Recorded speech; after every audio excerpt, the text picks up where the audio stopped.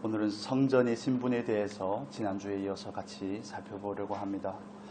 오늘 본문의 말씀은 우리가 그리스도 안에서 이미 성전되었음을 선언하고 있고 그와 동시에 또 우리가 주 안에서 성전이 되어 가라고 말씀을 합니다. 우리는 사도들과 우리 20절의 말씀 다시 한번 볼까요? 20절 너희는 사도들과 선지자들의 터 위에 세우심을 입은 자라 그리스도 예수께서 친히 모퉁이 돌이 되셨느니라. 아멘. 성경은 우리에게 우리가 어떻게 성전이 되었는지에 대해서 분명하게 말씀을 해주고 있습니다.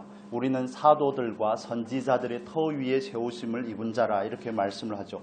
세우심을 입었다는 이 말은 이미 과거형으로 표현이 된 겁니다. 고린도전서 3장 16절의 말씀을 따르면 너희가 하나님의 성전인 것과 하나님의 성령이 너희 안에 거하시는 것을 알지 못하느냐 하고 사도 바울이 반문을 하는 것과 마찬가지입니다. 우리는 복음의 기초 위에 세워짐을 여러분 믿으시기를 바랍니다. 이미 성전으로 세워졌습니다. 그리고 우리는 예수 그리스도께서 모퉁이 돌이 되신 예수 그리스도라는 그 근거 위에 세워진 것입니다. 모퉁이 돌이라는 것은 한국적인 개념은 아니죠. 한국적인 개념은 아니고 머릿돌, 모퉁이 돌 이렇게 표현이 되는데 보통 이스라엘 백성들의 그 건축 방식은 다 돌로 집을 짓기 때문에 머릿돌을 중심으로 해서 좌우로 건물을 연결하여서 짓게 되는 구조입니다. 우리처럼 기초를 놓고 거기다 기둥을 세우고 채워가는 방식이 아닌 그런 방식이기 때문에 우리가 그리스도 안에서 성전이 되었다는 것은 철저히 복음이 근거가 되고 즉 하나님의 말씀이 근거가 되고 예수 그리스도가 근거가 되었음을 말합니다. 우리는 성전이 되었지만 또한 사도 바울은 우리에게 이렇게 말하죠. 건물마다 서로 연결하여 21절의 말씀인데 주 안에서 성전이 되어가라고 말합니다. 지난주에 봤던 말씀 한번 다시 볼까요? 베드로전서 2장 5절의 말씀입니다. 베드로전서 2장 5절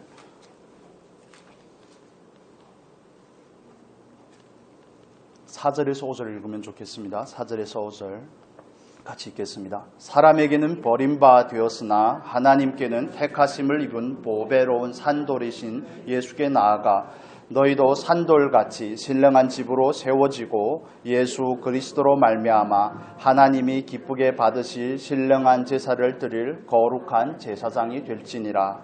아멘. 하나님께는 택하심을 입은 보배로운 산돌이신 예수께 나아가 너희도 산돌같이 신령한 집으로 세워지고 이렇게 말씀을 합니다. 이미 성전이지만 과거형으로 표현이 되었지만 우리는 또 성전이 되어가야 되는 것입니다. 여러분 성령께서 여러분 안에 거하시는 것을 믿으십니까? 사람은 영과 혼과 몸으로 이루어져 있죠. 데살로니가전서 5장 23절의 말씀을 따라서 우리는 하나님의 형상의 영을 가지고 있고 또 그에 따라 지정의라고 말하는 혼을 가지고 있습니다. 마음이라고도 다르게 표현할 수 있습니다. 그리고 우리의 몸이 있지만 우리가 예수 그리스도를 믿어서 중생할 때 중생이라는 표현은 다시 태어남, 거듭남이라고 표현을 하는데 그것은 우리의 영이 다시 소생이 된 것을 말하는 겁니다. 다시 어떤 의미로는 중생이고 부활한 것이죠. 우리의 영이 보혜사 성령께서 우리 영 안에 들어와서 죽은 우리 영을 다시 살리셔서 하나님 앞에 사람이라는 피조물로서의 존재로 어떻게 살아가야 되는지에 대한 삶으로 우리를 회복시키는 것입니다. 그래서 보혜사 성령이 우리의 영 안에 거하시는 것은 꼭 마치 구약의 성막에서 성전에서 지성소에 하나님의 임재가 있는 것을 의미하는 것입니다. 그래서 우리의 영은 지성소로 예표가 되고 상징적으로 의미할 수가 있고 또 우리의 혼, 지정의의 자리는 성소로 의미가 됩니다. 그리고 성막의 뜰은, 마당은 우리의 몸으로 의미가 되는 겁니다. 그런데 지성소에 충만한 하나님의 영광이 온 이스라엘 백성들을 무리 가운데 충만해야 되듯이 지성소에 충만한 그 영광이 성소와 그 뜰을 넘어서 이스라엘 백성들 삶의 전체를 관통해야 되듯이 우리의 삶 가운데도 마찬가지입니다. 영으로 우리 안에 오신 그 예수 그리스도 보혜사 성령께서는 우리의 영에만 계시는 것이 아니라 우리의 생각도 우리의 마음도 우리의 의지도 다스리는 존재로서 그걸 우리는 그리스도의 통치라고 의미하는 겁니다. 그게 성전이 마땅히 해야 될 역할이고 기능인 것이죠. 여러분 그래서 우리가 그리스도인으로 산다는 것 하나님의 성전으로 부름을 받고 이미 성전이 되었다는 것은 굉장히 중요한 의미가 있는 것입니다. 그냥 성전됨에 만족하지 마시고 그 영광이 우리들의 삶에서 온전히 드러나는 자리까지 여러분 세워져 갈 수 있기를 축복합니다. 이걸 우리는 소원하고 이걸 우리 목적해야 되는 겁니다. 여러분, 내 돈 내 마음이라는 말 아십니까? 내 돈 내 마음 너무 쉽죠. 제가 이번 주에 말씀을 묵상하고 준비하면서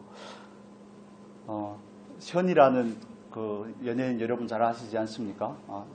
그 연예인이 나오는 그런 개똥이네 철학관인가 몇 년 전에 했던 건데 짤로 이렇게 딱 올라왔더라고요. 그래서 그걸 봤는데 거기서 현이 우리가 왜 구제를 해야 되는지에 대해서 이렇게 설명을 합니다. 우리나라는 현의 입장에서 우리나라는 5, 60년대 가장 가난한 나라였지만 그렇지만 에티오피아라든지 필리핀이라든지 그들도 어려운 상황에서 우리를 도와줬기 때문에 우리가 마땅히 아프리카나 그리고 제3세계를 향해서 구제를 하는 것이 너무 당연한 일이다. 이렇게 얘기를 하니까 그 옆에 있던 최현석이라는 셰프 있죠. 소금을 멋있게 뿌리는 그분이 또 한마디 거들더라고요. 기부를 해야 되는 것에 대해서 국민들 앞에 이런 걸 설명해야 되는 자체가 너무 마음이 아프다는 겁니다. 이런 의식을 가지는 게 너무 당연한 건데 그런데 거기 또 게스트로 나온 사람 한 사람이 있습니다. 스윙스라는 래퍼입니다. 전혀 모르는 표정이시군요. 문화활동도 좀 하시면 좋겠습니다. 그래서 스윙스라는 그 래퍼가 뜬금없이 다 자기 철학을 얘기하는 거니까 상관이 없죠. 그래서 자기 철학을 얘기하는데 내 돈 내 마음이라는 겁니다. 기부를 할지 안 할지는 내가 결정을 하는 것인지 내 돈이고 내 마음인데 뭘 옆에서 그렇게 왈가불가 하느냐 이런 의미로 얘기를 하는 겁니다. 그래서 그걸 쭉 보면서 그래 예수를 믿지 않는 사람들에게는 그 말이 얼마나 멋진 말입니까? 내 인생인데 내 돈인데 내 마음인데 내 마음대로 하는 게 너무 당연한 것 같지만 그러나 그리스도인에게 있어서는 그건 정말 어리석고 미련한 것입니다. 우리는 내 돈 내 마음이 아닙니다. 저와 여러분 인생은 그리스도 안에 있음을 여러분 믿으시기를 바랍니다. 그런데 많은 그리스도인들도 내 돈 내 마음 이런 마인드로 살아가는 경우가 너무 많더라는 겁니다. 그리스도 안에서 이미 성전되었음을 알지 못하고 하나님의 자녀로 세워져서 부름을 받아서 예수 그리스도의 장성한 분량에 이르러야 됨을 알지 못하고 내가 중심이 된 그 삶에서 그리스도가 중심된 삶으로 그 패러다임이 바뀐다고 그러죠. 패러다임 시프트라고 표현을 하는데 그게 전환이 되는 삶에 대해서 전혀 이해를 하지 못하고 아직도 내 감정에 충실하고 내 생각에 충실하고 내 의지와 내 뜻 내가 늘 중요하더라는 겁니다. 그런데 예수님께서는 우리에게 전혀 반대로 말씀을 하시지 않습니까? 누구든지 나를 따라오려거든 자기를 부인하고 날마다 자기의 십자가를 메고 지고 나를 따를 것이니라고 말씀합니다. 그걸 제자됨의 가장 우선적인 조건으로 말씀을 하는 겁니다.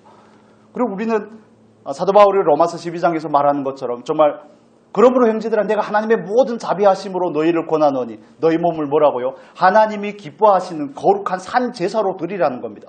그건 뭘 말하는 겁니까? 제물이 제단에 올라갔다 다시 내려올 수 있습니까? 완전히 죽어야 되는 것인데 그런데 산제물이지만 우리의 의지를 들여서 우리를 온전히 하나님 앞에 드리는 것이 우리의 삶이라고 말하는 겁니다.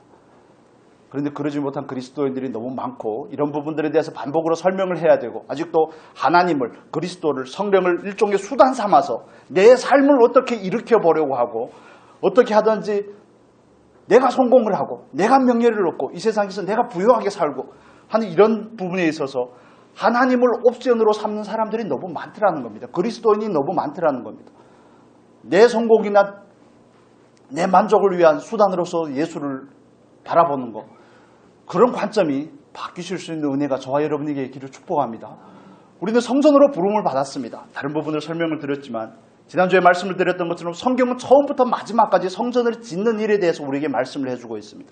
구약에서는 광야에서 성막이 있었다면 또 솔로몬의 성전이 있었다면 포로에서 돌아오고 나서는 스룹바벨의 성전이 세워지고 헤롯의 성전이 세워지고 예수 그리스도가 성전이 실제로 오셔서 이제는 저와 여러분이 성전이 된 줄로 믿습니다. 그래서 하나님의 구속사는 성전을 세우는 것으로 이루어지는 겁니다.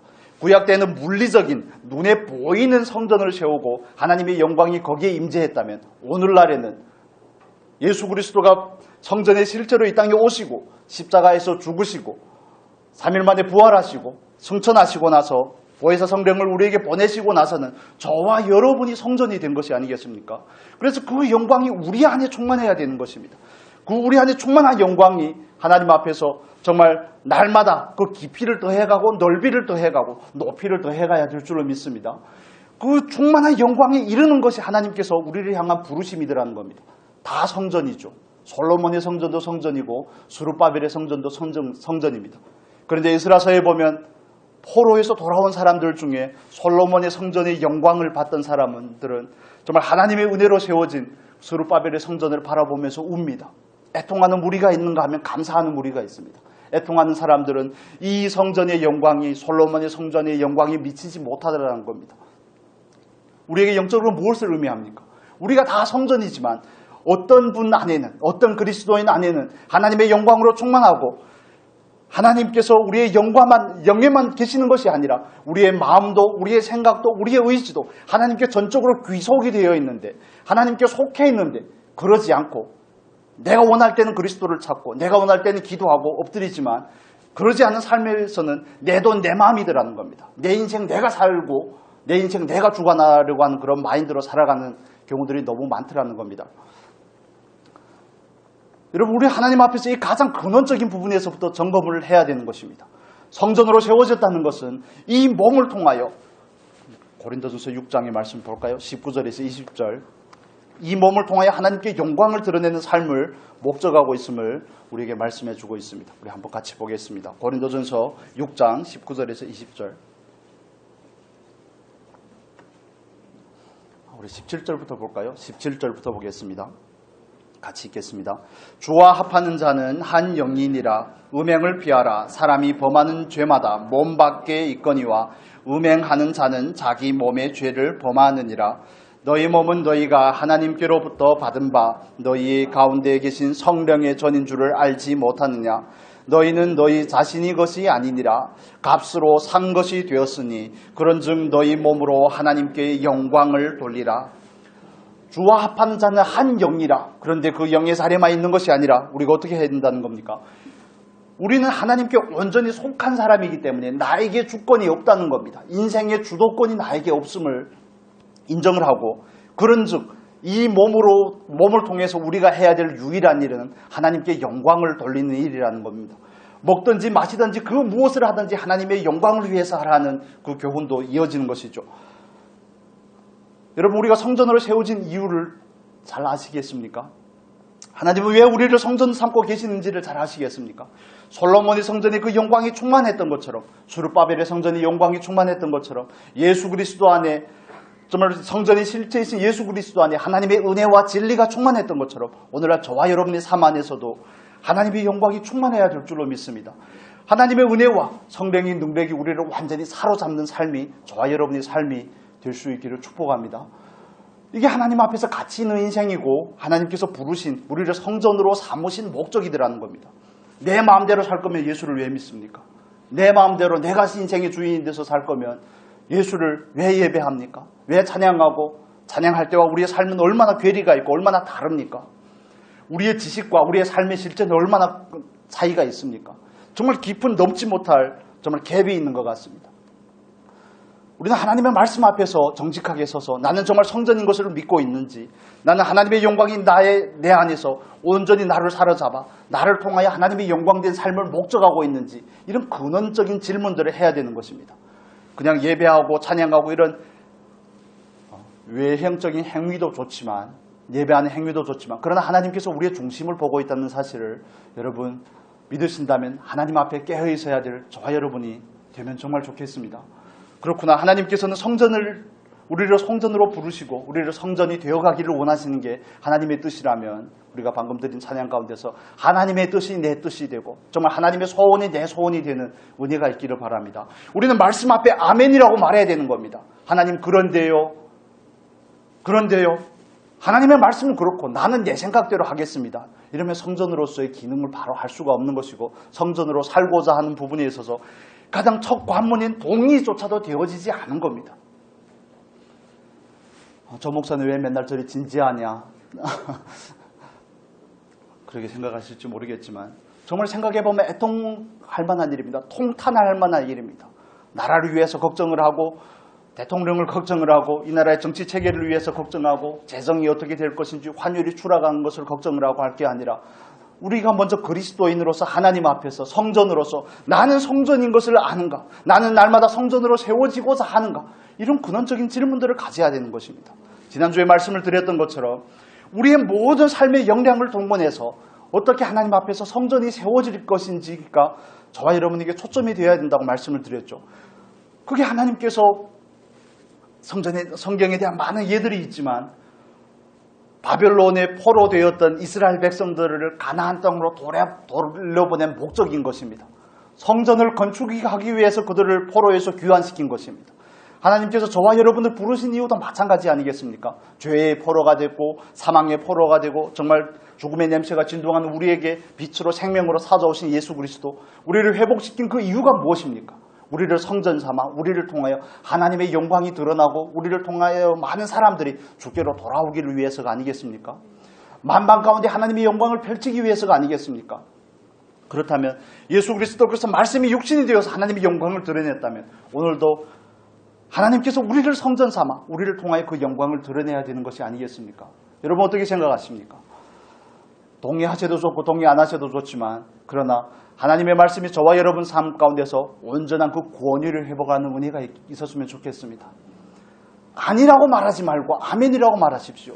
동의가 되지 않으면 하나님 말씀은 이렇게 말하지만 나는 지금 동의가 되지 않고 별로 그렇게 썩 받아들이고 싶지 않습니다. 그러면 그 마음을 솔직히 하나님 앞에 내어놓으시면 하나님께서 우리를 동의할 수 있는 자리로 이끌어 주실 줄로 믿습니다. 우리에게 믿음을 주시고 우리를 설득하실 것입니다. 우리의 삶 가운데 찾아오셔서 우리를 부단히 설득할 것입니다. 그렇구나. 인생의 의미가 여기에 있구나. 포로 귀환한 이스라엘 백성들이 성전을 짓는 일을 고사하고 자기는 편벽한 집에 거하며 자기 집을 인테리어하고 자기 삶을 영위하는 거라고 10여 년 동안 성전을 방치했을 때 그들의 삶이 어떤지를 학개 선지자는 우리에게 피를 토하듯이 말씀해주고 있죠. 우리가 이 부분 잠깐 살펴보면 좋겠습니다. 성전 삶을 우리가 목적하지 않을 때 우리의 삶에 과연 어떤 결과들이 일어나는지 같이 살펴보면 좋겠습니다. 학개 선지자의 말씀, 학개 1장 보겠습니다. 학개서 1장 3절부터 보겠습니다. 3절에서 6절까지 보겠습니다. 같이 읽겠습니다. 여호와의 말씀이 선지자 학개에게 임하여 이르시되 이 성전이 황폐하였거늘 너희가 이때에 편벽한 집에 거주하는 것이 옳으냐. 그러므로 이제 만군의 여호와가 이같이 말하노니 너희는 너희의 행위를 살필지니라. 너희가 많이 뿌릴지라도 수확이 적으며 먹을지라도 배부르지 못하며 마실지라도 흡족하지 못하며 입어도 따뜻하지 못하며 일꾼이 삭슬 받아도 그것을 구멍 뚫어진 전대에 넣음이 되느니라. 9절의 말씀은 또 이렇게 말합니다. 너희가 많은 것을 팔았으나 도리어 적었고 너희가 그것을 집으로 가져갔으나 내가 불어버렸느니라. 나 만군의 여호와가 말하노라. 이것이 무슨 까닭이냐. 내 집은 황폐하였으되 너희는 각각 자기의 집을 짓기 위하여 발랐음이니라.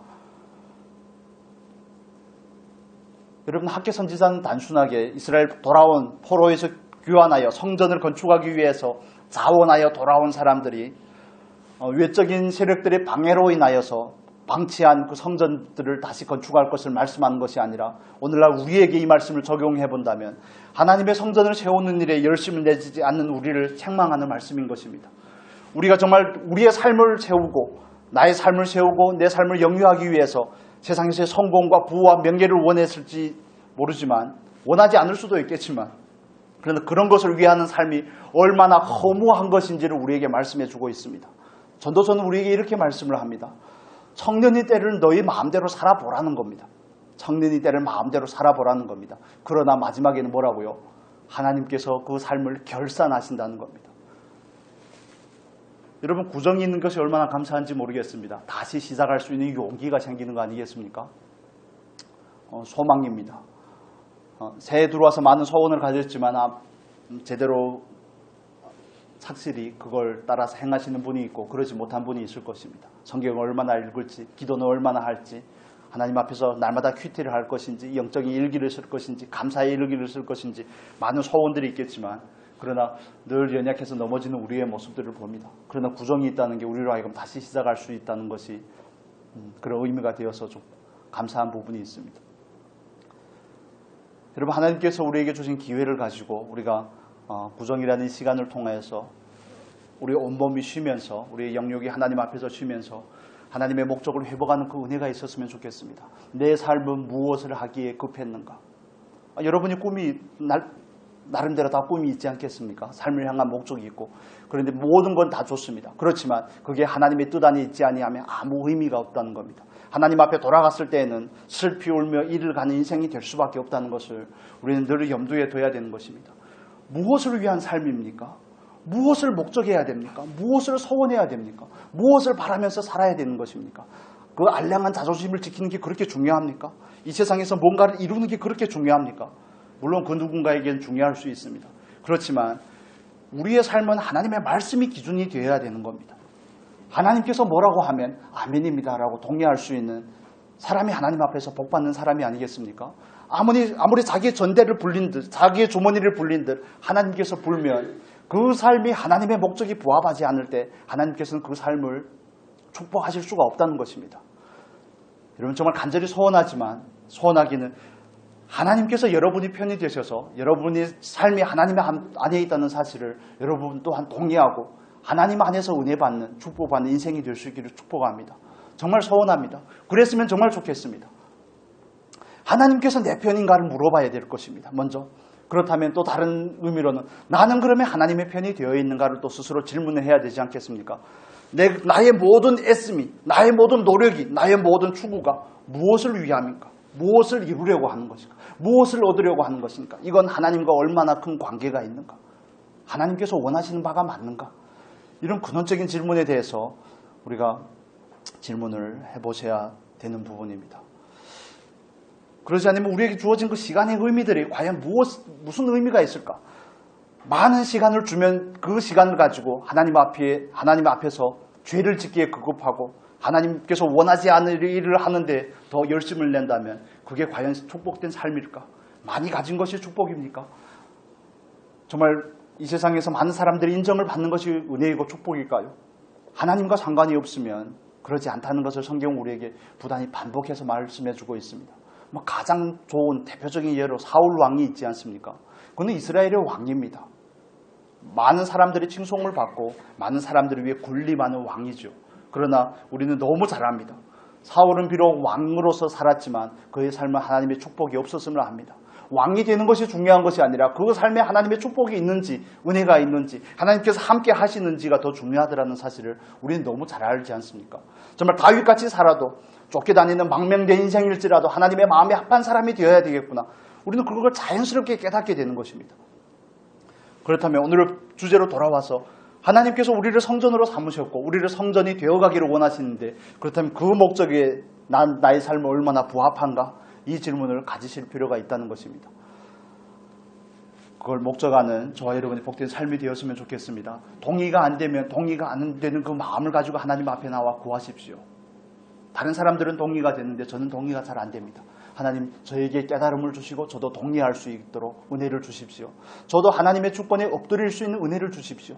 이 마음이 얼마나 완고하고 얼마나 교만한지 하나님이 없어도 마치 살 것과 같습니다. 하나님, 아버지를 떠나서도 돈만 있으면 살 것과 같은 그 탕자의 모습이 내 모습입니다. 하나님, 저를 긍휼히 여겨주시고 나를 성전 삼은 그 하나님의 마음을, 그 하나님의 영을 깊이 이해하는 은혜를 허락하여 주십시오. 부족한 사람에게 하나님은 주님은 뭐라고 말씀하십니까? 구하라고 말씀을 하시죠. 두드리라고 말씀하시죠. 정말 하나님 앞에 찾으라고 말씀을 하십니다. 그래서 그런 말씀과 내 삶에 괴리가 있을 때는 우리는 어떻게 하든지 하나님의 말씀 앞에 우리의 삶을 맞추려고 하고 그 갭을 기도를 통하여서 하나님께 구함을 통하여서 그 말씀에 온전히 동의하는 자리까지 나아가야 되는 것입니다. 지혜가 부족하시면 구하십시오. 말씀에 동의가 되지 않으면 구하셔야 됩니다.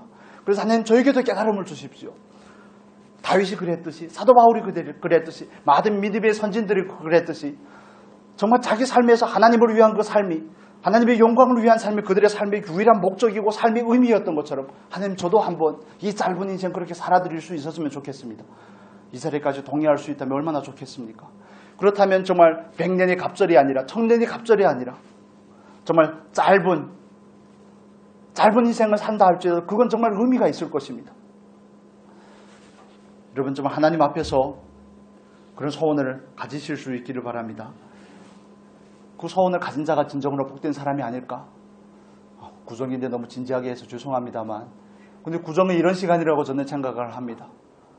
단순하게 가족이 모여서 뭐 즐거움을 나누고 이런 것도 너무 좋죠. 그렇지만 구정이라는 시간을 통해서 우리가 하나님 앞에 목적을 점검을 하고 하나님께서 우리를 가족으로 엮어준 그 은혜와 이유가 무엇인지, 하나님의 은혜의 목적이 무엇인지, 그런 부분들을 구체적으로 점검을 하고 정말 서로 안에서 회복이 있는 은혜가 있었으면 좋겠습니다. 과거의 아픔과 상처들에 대해서 서로 고백하고 하나님 안에서 그 문제를 받아보고 하나님께서 허용하셨구나라는 그 믿음을 가지고 그 문제를 다시 재해석하고 하나님께서 나에게 주신 모든 경과와 나에게 주신 모든 과거의 기억들과 지금의 모든 삶이 나를 성전으로 세워가기 위한 일종의 방편이었음에 대해서 고백할 수 있는 은혜가 있었으면 좋겠습니다. 그게 구정이 가진 또 다른 의미가 아닐까 생각을 하게 됩니다. 여러분, 정말 구정을 통해서 여러분의 영혼 몸이 완전히 회복이 되는 은혜가 있었으면 좋겠습니다. 성전임을 깨닫고 성전으로 더 세워져 가야 되는 것이 그 의미구나. 그리고 구정을 통해서 그 인간관계를 통해서 우리가 비로소 하나님 앞에서 바른 성전으로 세워갔으면 좋겠습니다. 그렇다면 성전으로 세워진다는 게 도대체 무엇을 의미하는가? 말씀의 사람으로 세워지는 것을 의미합니다. 구약이 성막이고 솔로몬의 성전은 다 성령에 충만한 사람들을 통해서 세워졌습니다. 오홀리압이라는 사람을 통해서 성막이 세워지고 부살렐이라는 사람을 통해서 성막에 많은 것들이 세워졌던 것처럼 오늘날 저와 여러분은 말씀을 재료로 하여 성령 안에서 세워져 가는 것입니다. 성령께서 우리를 세우기를 원하는 겁니다. 그래서 여러분에게 초반에 말씀을 드렸던 것처럼 그 하나님의 말씀에, 하나님의 주권하심에 동의하는 것이 그만큼 중요하다는 겁니다. 내가 동의하지 않으면 하나님께서 그 일을 하실 수가 없습니다. 내가 나의 교만함을 보지 못하고 내가 하나님 앞에서 하나님의 말씀을, 하나님의 뜻을 내 목적으로 받지 않을 때에는 하나님께서 우선 우리가 그 목적을 받을 수 있도록 설득하는데 많은 시간을 할애해야 되는 겁니다. 우리가 온전히 설득이 되지 않으면 많은 시간을 허비하게 되는 겁니다. 우리는 목회자로서 헌신을 하고 하나님 앞에 선교사로서 헌신을 하고 많은 물질을 드리고 하는 것을 헌신으로 이해하지만, 그러나 하나님 앞에 진정으로 헌신한다는 것은 말씀 앞에 엎드리는 것입니다. 말씀 앞에 엎드려서 하나님의 뜻이 내 뜻 가운데 내 삶 가운데 이루어지면 좋겠습니다. 주여 내 원대로 마옵시고 하나님의 원대로 하옵소서. 세워지기 위하여 우리 안에 있는 그 많은 성전에 있는 성전이지만 성전으로서 온전히 세워지지 못하고 안에 있는 많은 그 부적합한 것들, 적합하지 못한 그런 요소들을 제거해내야 되는 것입니다. 느헤미야가 돌아와서 보니까, 느헤미야가 총독으로 다시 와서 보니까 그 성전 안에는 온갖 것들이, 잡것들이 들어가 있습니다. 그래도 그걸 먼저 정결케 하는 게 그 일이죠. 하나님은 오늘도 우리 안에서 그 일을 하고 계십니다. 먼저 성전을 거룩하게 하는 거, 구별되게 하는 거, 우리를 깨끗하게 하는 거, 내 안에 자존심을 깨뜨리는 거, 나의 교만함을 꺾는 거, 나의 완고함을, 실패를 통해서 나를 낮추시는 것, 그게 하나님께서 우리의 삶 가운데서 하는 일들이 아니겠습니까? 그렇다면 그 부분에 대해서 동의가 된다면 하나님께서 우리의 삶 가운데서 하는 일에도 동의를 해야 될 줄로 믿습니다. 구정을 통해서 인간관계 가운데서 많이 우리들의 그 인간관계 가운데서 서로의 부딪힘을 통해서 네 탓이니 내 탓이니 하지 말고, 네 잘못이고 내 잘못이고 이런 걸 하지 말고 하나님 앞에서 하나님께서 이런 환경 가운데서 이런 부모를 통해서 이런 형제관계를 통해서 이런 사이를 통해서 하나님께서는 내 안을 청산해 가고 있구나, 나를 정결하게 하고 있구나, 나를 거룩하게 하고 있구나 하는 그 깨달음을 가지시면 좋겠습니다. 나를 더 온전한 성전으로 세워가기 위해서, 내 안에 하나님의 영광이 충만하기 위해서 그 영광의 충만함을 방해하는 온갖 옛사람의 그 요소들을 하나님은 제거하기를 원하셨구나 하는 그 깨달음이 저와 여러분에게 있었으면 좋겠습니다. 우리는 삶을 향하여서 많은 질문을 가지게 됩니다. 왜 하나님께서 나를 이런 가정에, 이런 관계 가운데서 이런 상처를 받으며 이런 정말 원치 않은 경험들을 하게 하면서 이 자리까지 이끌어 오셨을까? 우리가 그 이유를 온전히 알 수는 없지만, 그런 성경이 우리에게서 말해주고 있는 것은 하나님께서 우리를 거처로 삼기를 원했다는 것을 우리는 아는 것입니다. 그분이 거하시기에 편한 거처가 되기를 원하셨다는 것입니다. 그래서 방해하는 요소들을 제거하기를 원하시는 게 하나님께서 저와 여러분의 인생 가운데서 하는 일입니다. 우리를 어떻게 직분자로 세우는 게 일이 아닙니다. 우리를 하나님 앞에서 온전한 성전으로, 고별된 성전으로 세우는 것이 그 일이 아니겠습니까? 그렇다면 하나님의 일하심에 대해서 우리는 뭐라고 말해야 됩니까? 아멘이라고 말해야 되죠. 하나님께서 내 편이 안 되면 내 삶은 아무 의미가 없습니다. 동의할 뿐만 아니라 하나님께서 우리 안에서 하시고자 하는 그 일에 대해서도 온전히 동의를 해야죠. 하나님 맞습니다. 정말 더 겸손한 사람이 되겠습니다. 하나님 주권에 굴복하는 사람이 되겠습니다. 하나님 내 고집을 꺾는 사람이 되겠습니다. 자존심 따위는 정말 가볍게 버릴 수 있는 사람이 될 수 있도록 하나님 은혜를 더하여 주옵소서. 이런 기도가 저와 여러분들의 기도가 되어야 됩니다. 하나님 이 성전이 정말 솔로몬 성전과 같이 더 넓혀지고 더 충만한 영광으로 세워질 수 있도록 은혜를 주십시오. 이 안에 하나님께서 원하지 않는 그 모든 것들을 하나님 제거하여 주십시오. 제거되기를 원합니다 하는 그 동의가 그만큼 중요하기 때문에 그런 것입니다. 그래서 반복해서 말씀을 드리는 겁니다.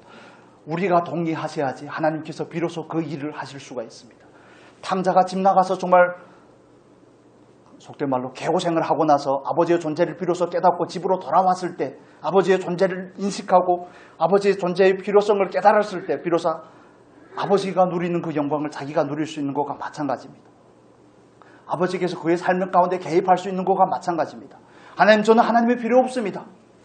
이런 인생 가운데서는 정말 하나님께서 아무 일도 할 수가 없습니다. 그래서 1차적으로 중요한 것이 뭐라고요? 동의하는 겁니다. 하나님 성전임을 믿습니다. 성전이 되기를 원합니다. 하나님 저를 구별하여 주시고 저를 정결하게 하여 주시옵소서. 정말 하나님 앞에서 더 온전하게 세워지는 이 구정의 기간이 되었으면 좋겠습니다. 휴식하는 날도 많으니까 조금 더 온전해지지 않겠습니까? 가족이 만난다는 게 꼭 기쁜 일은 아닐 수도 있습니다. 많은 얽혀진 그 상처와 아픔과 사람이 어떻게 된 것인지 남에게는 상처를 덜 주는데 가까운 사람에게는 그렇게 말로도 상처를 주고 표정으로도 상처를 주고 그렇게 많은 상처들을 주는지, 그런데 그 상처를 그 사람에게서 나온 것으로 받지 마시고 하나님께서 그 일을 허용하셨으므로 하나님의 주권 안에서 이해해 보십시오. 그러면 거기에 다른 의미가 있을 것입니다. 그러면 우리가 조금 하나님 앞에서 더 넓혀질 것입니다. 하나님 앞에서 더 온전한 성전으로 더 구비가 될 것입니다. 그렇게 받아보십시오. 정말 사랑하는 형제들아, 정말 우리가 고난을 당하면, 우리가 환난을 당하면 어떻게 반응하라고 말합니까? 항상 기쁘게 여기라고 말하지 않습니까? 기쁘게 여기라고 말합니다. 다른 한 가지만 더 살펴보고 말씀을 마무리하겠습니다. 우리가 지난주에 말씀을 드렸던 것처럼 하나님의 성전은 성령께서 세우신다고 말씀을 드렸습니다. 또 하나님의 성전은 무엇으로 세워진다고 말씀을 드렸습니까? 우리들의 헌신으로 세워진다고 말씀을 드렸습니다. 그래서 방금까지 동의해야 됨에 대해서 그만큼 강조한 이유가 거기에 있습니다. 우리가 동의하고 우리의 삶을 오롯이 성전을 세우는 그 하나님께서 우리에게 베푸신 그 은혜의 목적에 온전하게 반응하고자 할 때 우리는 하나님 앞에서 더 좋은 성전으로 세워질 것입니다. 더 좋은 하나님의 거처가 될 것입니다. 더 좋은 하나님의 통로가 될 것입니다. 우리가 축복을 받는 그 자리에 있을 뿐만 아니라 나를 통하여서 그 축복이 흘러가는 그 은혜가 저와 여러분들의 삶에 있게 될 것입니다. 그래서 우리는 그 부분에 대해서 나를 온전히 들이셔야 됩니다. 나를 온전히 드리는 일에 정말 소원을 드리고 적극적으로 반응하실 수 있기를 바랍니다. 말씀이 너무 많은데 우리 한 구절만 찾아보도록 하겠습니다. 역대상 29장 1절에서 5절의 말씀만 찾아보겠습니다. 역대상 29장 1절에서 5절입니다.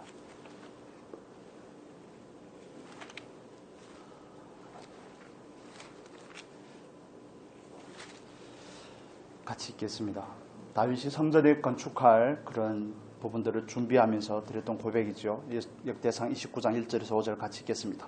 다윗 왕이 온 회중에게 이르되 내 아들 솔로몬이 유일하게 하나님께서 택하신 바 되었으나 아직 어리고 미숙하여 이 공사는 그도다. 이 성전은 사람을 위한 것이 아니요 여호와 하나님을 위한 것이라.